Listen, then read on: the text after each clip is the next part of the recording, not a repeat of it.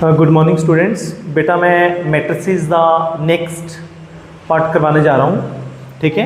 तो देखना बेटा, यहाँ से बेटा मैंने छोड़ा था वहीं से स्टार्ट कर रहा हूँ।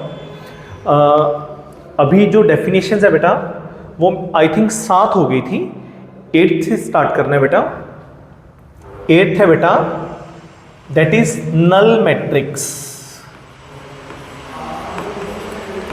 That is null matrix. Null matrix को बेटा जीरो मैट्रिक्स भी बोल देते हैं। जीरो मैट्रिक्स बेटा, ए matrix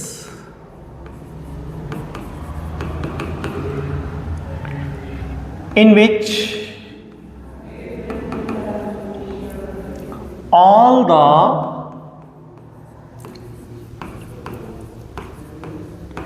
elements are zero is called null matrix.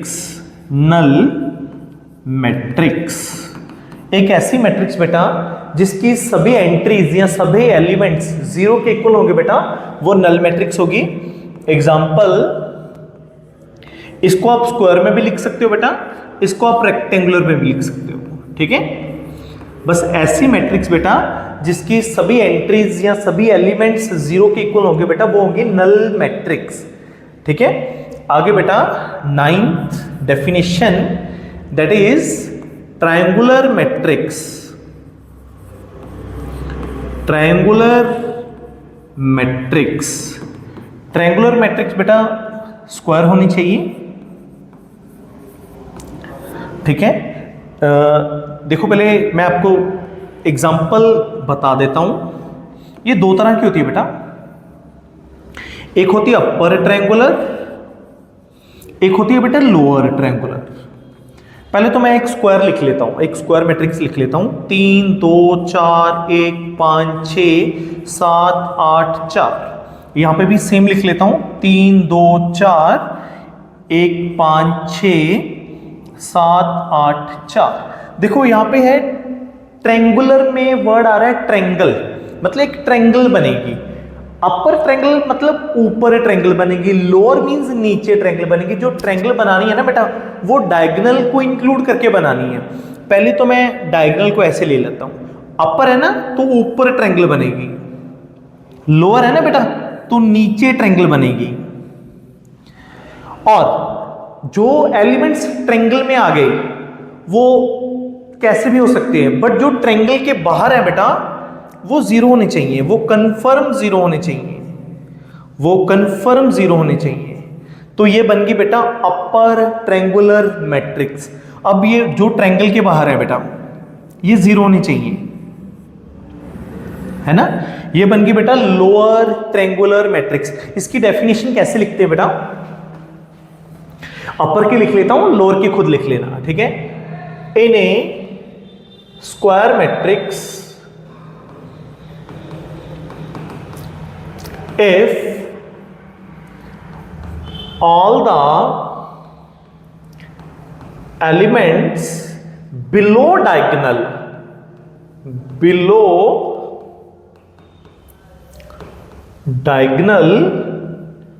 are zero, diagonal के जो नीचे एलिमेंट्स हैं वो जीरो होने चाहिए, is called upper triangular matrix.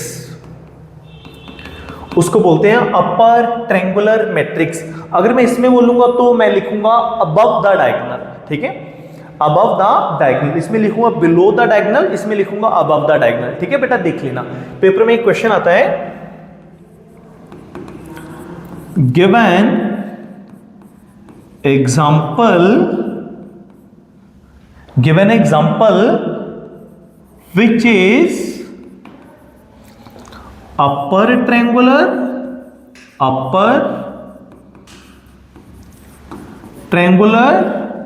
as well as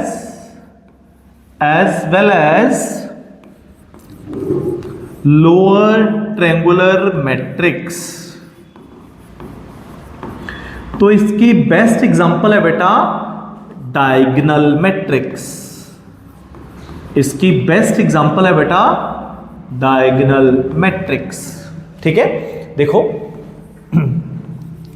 3 0 0 0 5 0 0 0 7 कुछ भी लिख लो, है ना।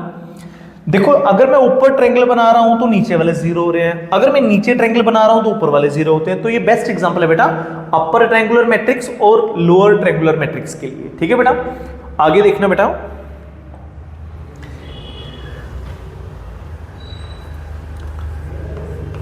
टेंथ, मुझे लगता है मेरे से ना नंबरिंग गलत होगी बेटा, शायद मैंने उस दिन 8 तक करवा दी थी, तो ये शायद 9th है और ये नंबर 10 है अपनी बेटा, है ना, और ये नंबर 11 है। नंबर 11 देखो बेटा क्या है, addition, addition of two matrices, addition of two matrices. देख रहे हो बेटा, एक मैट्रिक्स ए है, उसमें आपने ऐड करनी है मैट्रिक्स बी और ये बन जाएगी मैट्रिक्स सी। पहली बात तो एडिशन कब पॉसिबल है, ऐसे नहीं कि आप कोई भी दो मैट्रिसेस को चक्के उठा के उनका एडिशन कर दिया, उनको ऐड कर दिया, ऐसा नहीं है बेटा।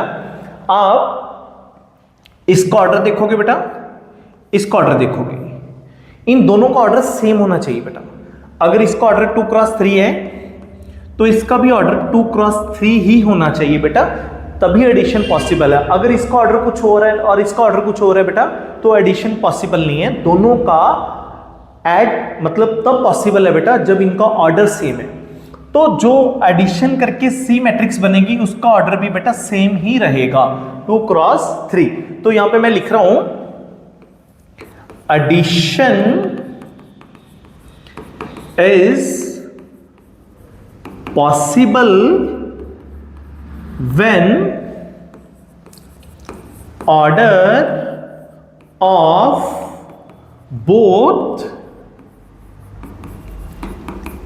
matrices are same. Addition is possible when order of both matrices are same, and addition is obtained by adding corresponding elements. Addition is obtained by adding corresponding elements. देखना बेटा, मान लीजिए अगर आप 2x3 की मैट्रिक्स में ऐड करो 2x4 की मैट्रिक्स, ये बेटा पॉसिबल ही नहीं है, ये पॉसिबल ही नहीं है क्योंकि इन दोनों का ऑर्डर सेम नहीं है। ये 2x3 है, ये 2x4 है बेटा, तो एडिशन पॉसिबल नहीं हो पाएगा।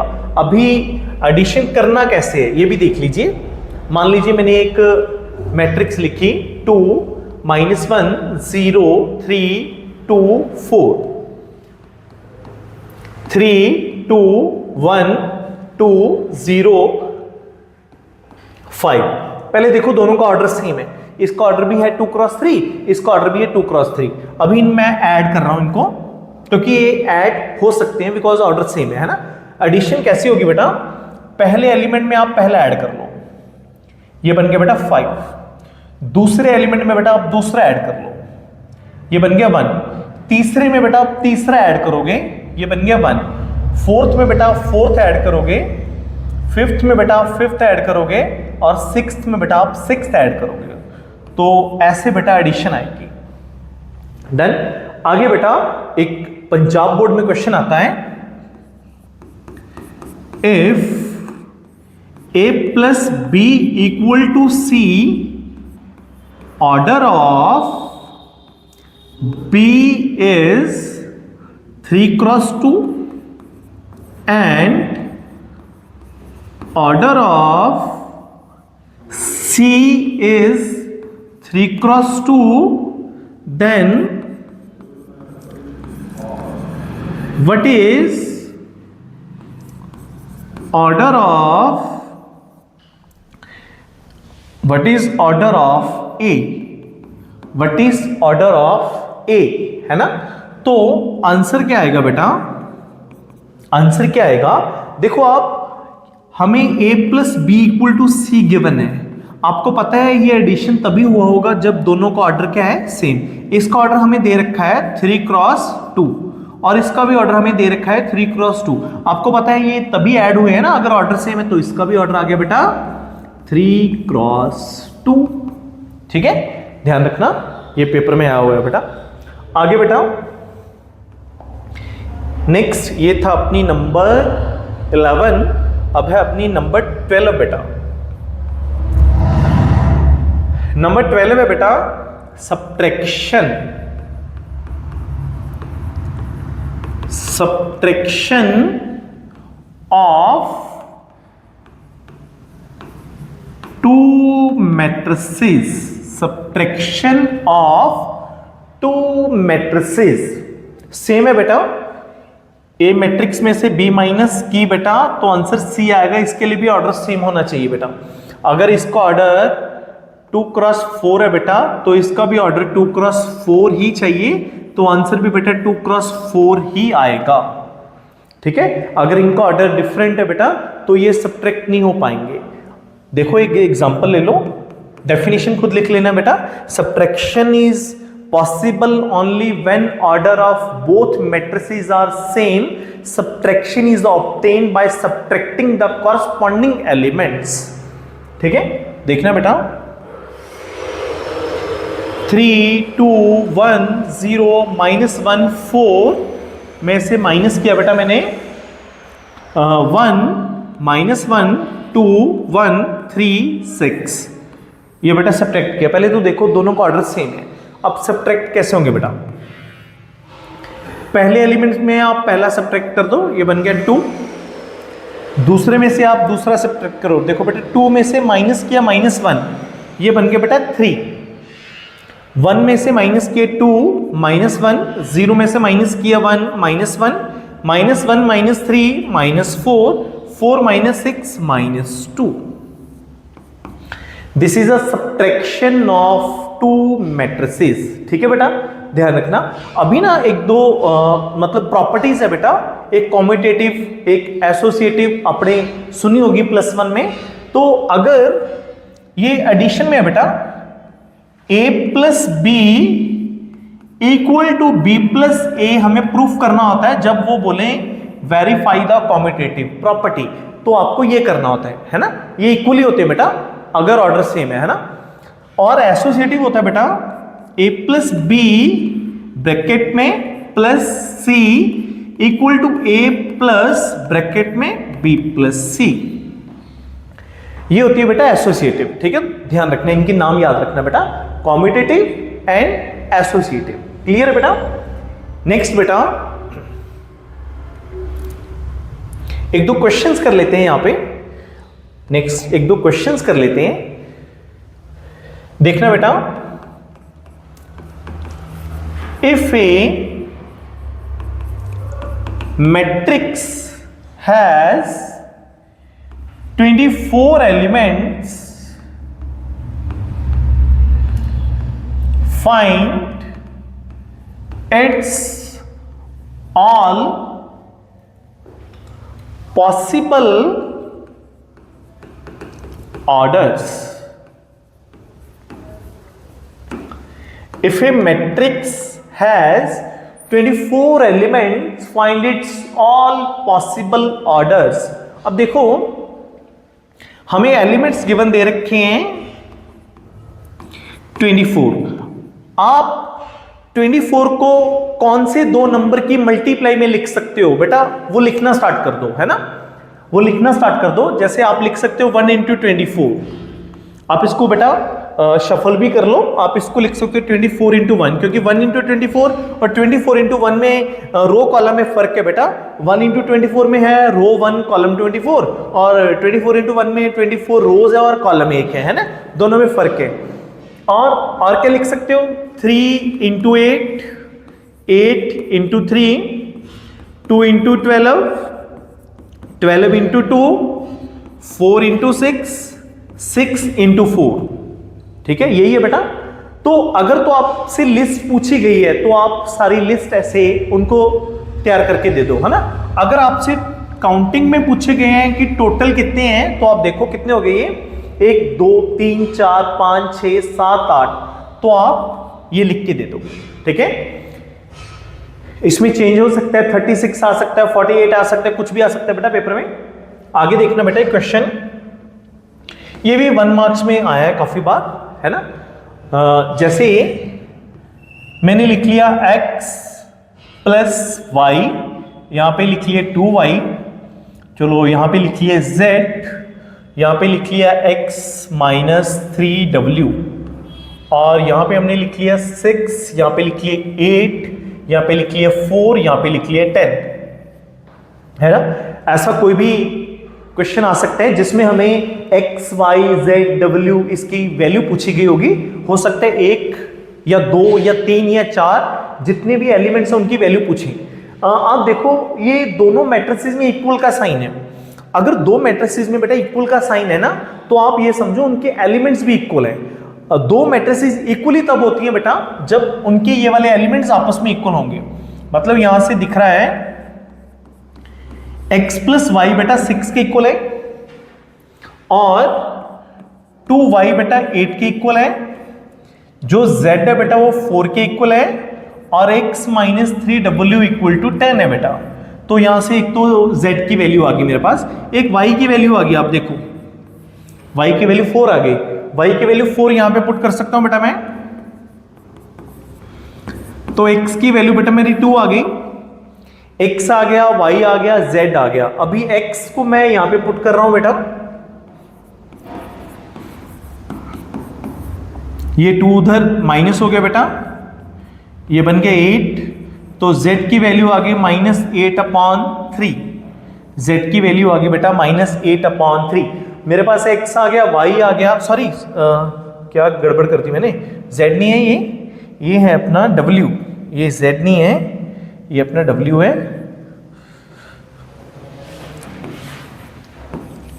z तो ये रहा, है ना। x आ गया, y आ गया, z आ गया और w आ गया। ठीक है, चारों की वैल्यू आ गई बेटा। ऐसे क्वेश्चन बहुत से आपको बुक्स में मिल जाएंगे, इन क्वेश्चंस की बेटा प्रैक्टिस कर लेना। ठीक है, आगे देखना बेटा, आगे बेटा मोस्ट इंपॉर्टेंट डेफिनेशन जिसके भी आप पे आगे ना पूरा का पूरे टॉपिक्स उसके भी आप पे बेटा देखना, जो डेफिनेशन है बेटा वो that is multiplication of two matrices, multiplication of two matrices. पहले ये देखते हैं कि मल्टीप्लाई पॉसिबल कब है, ठीक है, फिर देखेंगे होगी कैसे। जैसे मान लीजिए ए और बी इनकी मल्टीप्लाई करनी है, और मान लीजिए मल्टीप्लाई करके एक मैट्रिक्स बन गई सी। आप ना ध्यान रखना, जो पहले आपको दिख रहा है उसके तो आपने काउंट करने कॉलम, उसके तो आपने काउंट करने हैं कॉलम, जो फर्स्ट प्लेस पे होगी, है ना। जो सेकंड प्लेस पे होगी उसकी बेटा काउंट करनी है आपने रो। अगर फर्स्ट के कॉलम और सेकंड की रो अगर इक्वल है तो multiply possible, otherwise multiply possible नहीं है। इसको आसान भाषा में बोलते हैं, आप इसको ऑर्डर लिख लो पहले। इसका ऑर्डर लिखा मैंने 3 क्रॉस 2, इसको ऑर्डर लिख लो बेटा 2 क्रॉस 4। इसका जो पीछे वाला एलिमेंट है और इसका जो आगे वाला एलिमेंट है वो दोनों इक्वल होने चाहिए, ये दोनों इक्वल होने चाहिए। अगर ये दोनों इक्वल हैं तो मल्टीप्लाई पॉसिबल है बेटा, otherwise multiply is not possible, है ना। तो आंसर भी क्या आएगा, मल्टीप्लाई करने के बाद जो मैट्रिक्स बनेगी वो कैसी बनेगी, उसका ऑर्डर क्या होगा, उसका ऑर्डर बेटा ये वाला होगा, उसका ऑर्डर होगा 3 क्रॉस 4। ठीक है, उसका ऑर्डर होगा बेटा 3 क्रॉस 4। ये दोनों सेम होने चाहिए बेटा, तभी मल्टीप्लाई होगी। अगर यहां पे मैं 3 कर दूं ना बेटा, मल्टीप्लाई नहीं हो पाएगी। तो मल्टीप्लाई होने के लिए ये दोनों सेम चाहिए, और जो रिजल्टिंग मैट्रिक्स बनेगी उसका ऑर्डर ये वाला होगा। जैसे पेपर में क्वेश्चन आता है कि भाई 2x3 की मल्टीप्लाई की 3x2 के साथ, तो ऑर्डर क्या आएगा, है ना, रिजल्टिंग मैट्रिक्स का ऑर्डर क्या आएगा। ये दोनों इक्वल है, multiply is possible. Answer is 2x2। Answer is 2x2। अगर मैं 2x3 की मल्टीप्लाई 2x3 के साथ करूं बेटा तो ये पॉसिबल ही नहीं है। क्यों? क्योंकि ये दोनों सेम नहीं है, तो ये पॉसिबल ही नहीं है। तो बेटा आप पहले पेपर में देख लेना, ऑर्डर देख लेना, उसके बाद आप मल्टीप्लाई करना, ठीक है ना बेटा, ये ध्यान रखना। जैसे आप एक छोटा सा क्वेश्चन करते हैं।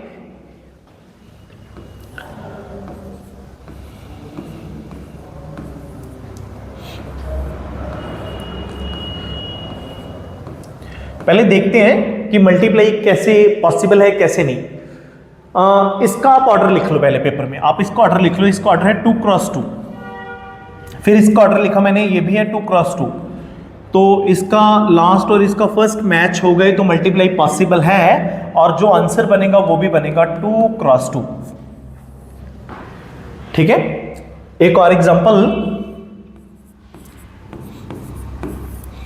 मैंने ये लिखा है ना। अब इसका ऑर्डर कितना है 2x2, इसका ऑर्डर है 3x1। ये दोनों मैच नहीं कर रहे बेटा, ये दोनों मैच नहीं कर रहे, तो इसकी मल्टीप्लाई नहीं हो पाएगी, इसकी मल्टीप्लाई पॉसिबल नहीं है। अभी मैं मल्टीप्लाई करनी सिखा रहा हूं बेटा, मल्टीप्लाई करते कैसे हैं। पहले तो आपको ये सिखाया है कि मल्टीप्लाई होगी कब, और मल्टीप्लाई होने के बाद जो रिजल्टिंग मैट्रिक्स बनेगी उसका ऑर्डर क्या होगा, है ना। अब देखना बेटा, मैंने एक एग्जांपल ली 1 0 -1 3 2 -2 1 -1 4। यहां पे लिखा मैंने 0 -1 0 3 2 -1 0 1 2। चलो बेटा मैंने दो मैट्रिसेस लिख ली। अब देखो इसका ऑर्डर है 3x3, इसका भी ऑर्डर है 3x3। इसकी जो 3x3 एंड 3 से हो रहा है, इसका स्टार्ट 3 से हो रहा है। अब मल्टीप्लाई करनी कैसे आपको, मल्टीप्लाई के लिए बेटा आप इसकी तो उठाओगे पहली रो जो पहले प्लेस पे है बेटा, और इसका उठाओगे बेटा कॉलम। एक रो और एक कॉलम के कॉम्बिनेशन से एक एलिमेंट बनेगा, एक रो एक कॉलम के कॉम्बिनेशन से एक एलिमेंट बनेगा बेटा, इसको ध्यान रखना। और मल्टीप्लाई में फर्स्ट एलिमेंट की मल्टीप्लाई फर्स्ट के साथ प्लस सेकंड एलिमेंट की मल्टीप्लाई सेकंड के साथ। अगर थर्ड एलिमेंट ना होते दोनों में तो हम यहां पे छोड़ देते, है ना। अगर है तो आगे चलेंगे, first element with first element, second with second and third with third, है ना। आगे बेटा इसकी मल्टीप्लाई बेटा इसके साथ, देखो फर्स्ट एलिमेंट की बेटा फर्स्ट एलिमेंट के साथ ये बन गया -1, सेकंड एलिमेंट की बेटा सेकंड एलिमेंट के साथ, थर्ड एलिमेंट की बेटा थर्ड एलिमेंट के साथ। ठीक है, आगे बेटा इसकी मल्टीप्लाई बेटा थर्ड के साथ। जब आपने पहली रो उठा ली ना बेटा, पहली रो को आपने तब तक नहीं छोड़ना जब तक ये सभी कॉलम के साथ मल्टीप्लाई ना हो जाए। देखो मैंने पहले कॉलम के साथ किया, ये बन गया 0, ये बन गया 0, ये बन गया 0, ये बन गया -1, ये बन गया 0, ये बन गया -1। अभी इसकी तीसरी के साथ ये क्या बनेगा बेटा 0 0 और -2। अब बेटा यहां पे ब्रैकेट लगाओ, बिकॉज इस रो की मल्टीप्लाई सभी कॉलम के साथ हो चुकी है। अगर रो की मल्टीप्लाई सभी कॉलम के साथ हो चुकी हो बेटा तो आप रो चेंज कर लो, अब इस रो की बारी आ गई बेटा। ठीक है, अब ये वाली रो की मल्टीप्लाई फर्स्ट कॉलम के साथ क्या बना बेटा, ये 0 +6 +0। ठीक है, अब इसकी मल्टीप्लाई बेटा सेकंड कॉलम के साथ ये बना बेटा -3 +4 और -2। अब इसकी मल्टीप्लाई बेटा थर्ड कॉलम के साथ ये बन गया बेटा 0 -2 -4। ठीक है ना, जो भी रो उठाओगे बेटा उसको आप सभी कॉलम के साथ मल्टीप्लाई करोगे। अब इस वाली रो की सभी कॉलम के साथ मल्टीप्लाई होगी। अब ये वाली रो उठा लो बेटा, अब इसकी मल्टीप्लाई फर्स्ट कॉलम के साथ, ये बन गया बेटा 0 -3 + 0। अब इस वाली रो की सेकंड कॉलम के साथ ये बन गया -1 और -2 + 4, -1 -2 + 4। अब लास्ट 0 + 1 + 8। ये आंसर आ गया बेटा, ये आंसर आ गया मेरा 0 -2 -2 6, ये बन गया बेटा -5 + 4 -1, ये बन गया बेटा, ये -2 था ना अपना, ये था अपना, हाँ -2 था बेटा, -2 और -4 बेटा -6, और ये अपना है -3, ये है अपना बेटा 1, ये है अपना बेटा 9। तो बेटा ऐसे मल्टीप्लाई आप कर सकते हो। आपको ना पेपर में अगर क्रॉस चेक करना है या आपको लगे कि ये वाला मेरा एलिमेंट गलत है, आप ना यहाँ पे इसकी लोकेशन लिख लो। ये है 1 1, ये है 1 2, ये है 1 3, ये है 2 1, ये है 2 2, ये है 2 3, और ये वाला है बेटा 3 1, ये 3 2, ये 3 3। अब देखो मान लो मुझे लग रहा था कि मेरा ये वाला शायद एलिमेंट गलत है, आपने क्रॉस चेक करना है, तो आप ना सेकंड रो और थर्ड कॉलम की मल्टीप्लाई करो। आपको अगर ध्यान में नहीं है कि ये वाला एलिमेंट बना कैसे था, ये वाला एलिमेंट बना था सेकंड रो और थर्ड कॉलम की मल्टीप्लाई से। सेकंड रो बेटा ये रही अपनी, थर्ड कॉलम बेटा ये रहा, ये बनना था 0 -2 और -4, मतलब ये बनना था -6। ठीक है अपना, ठीक है ना। आप मल्टीप्लाई बेटा ऐसे कर सकते हो। और एक और देख लेते हैं क्वेश्चन, एक और क्वेश्चन देख लेते हैं। नहीं तो आप पहले ऐसे करना, आप घर पे ट्राई करना बेटा, मैंने एक एग्जांपल दे रहा हूं, आप घर पे ट्राई करना बेटा। अगर आपसे ना हुआ बेटा देन फिर दोबारा करेंगे। मैं ना मल्टीप्लाई बेटा इसीलिए थोड़ा सा अच्छे से करवा रहा हूं क्योंकि आगे जितने भी टॉपिक है बेटा मल्टीप्लाई की बिहाफ पे ही है, ठीक है। इसलिए आप बेटा मल्टीप्लाई को घर पे दोबारा से करना कि मल्टीप्लाई पॉसिबल कैसे है, मल्टीप्लाई होगी कैसे, रिजल्टिंग मैट्रिक्स का ऑर्डर क्या बनेगा, ठीक है। और अभी जो मेरे टॉपिक्स पढ़े हैं बेटा मल्टीप्लाई का तो है ही, एक कल का लेक्चर मुझे मल्टीप्लाई में चाहिए, और उसके बाद में बेटा ट्रांसपोज है, सिमेट्रिक मैट्रिक्स है, स्क्यू सिमेट्रिक मैट्रिक्स है, ये बेटा बहुत इंपॉर्टेंट है, ठीक है ना। आप आगे वाले लेक्चर भी जरूर देखना, ठीक है। अगर इसमें से कुछ समझना है बेटा तो आप मुझे कॉन्टेक्ट कर लेना। थैंक यू बेटा।